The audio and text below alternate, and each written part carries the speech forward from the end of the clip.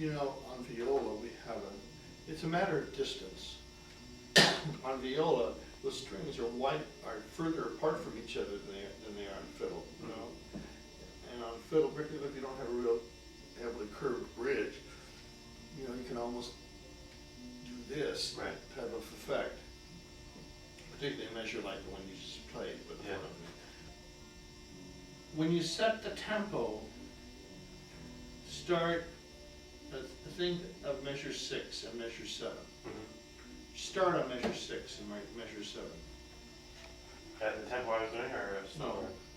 No. At what tempo? So you comfortably can break the chords without them disturbing the pulse. See, a chord in Bach should enhance.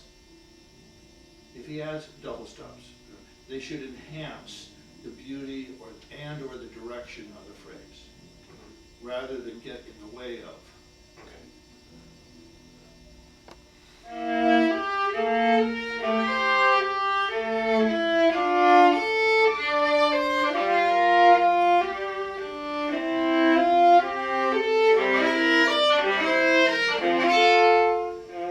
Okay, now, that time you backed off enormously with your bow, tonally.